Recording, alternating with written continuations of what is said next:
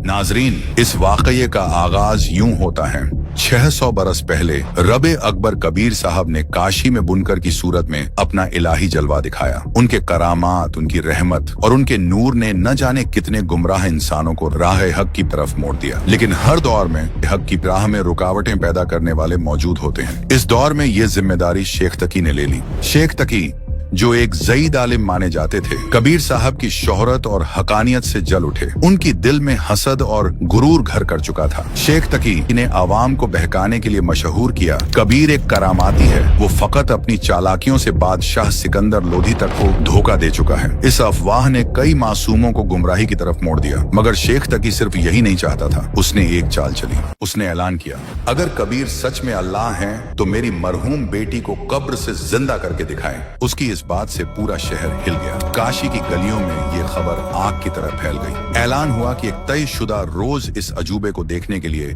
लोग जमा होंगे। वो दिन आ पहुंचा और कब्रिस्तान में हजारों का मजमा लग गया। शेख तकी की बेटी की कब्र खोदी गई। कबीर साहब ने पहले शेख तकी को मौका दिया और कहा, पहले तुम कोशिश करो कि अपनी बेटी को जिंदा कर सको।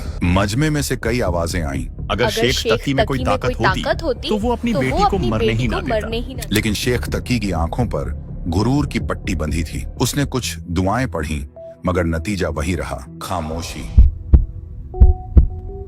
लिहाजा खुदावंद कबीर साहब ने फरमाया, ए शेख तकी की बेटी जिंदा हो जा। मगर कुछ न हुआ। कबीर साहब ने 2-3 मर्तबा यही अल्फाज दोहराए, मगर लड़की अब भी जिंदा न हुई। शेख तकी ने हंसते हुए ऐलान किया, देखा, कबीर भी मेरी बेटी को जिंदा नहीं कर सकता। आखिरकार इसका असली चेहरा आज बेनकाब हो गया। ये सिर्फ एक करामाती है। मुर्दे भला कब से जिंदा होने लगे। मगर ये सब कबीर साहब का ही एक जलवा था। इसके बाद कबीर साहब ने अपने अल्फाज से पूरी कायनात को हिला कर रख दिया। फरमाया, ए पाक रूह, तू जहां कहीं भी है, हुक्म ए कबीर से इस जिस्म में वापस दाखिल हो और इस कब्र से बाहर निकल। जैसे ही कबीर साहब ने ये अल्फाज कहे, मुर्दा जिस्म कांप उठा। देखते ही देखते शेख तकी की मरहूम बेटी जिंदा हो गई और कब्र से बाहर निकल आई।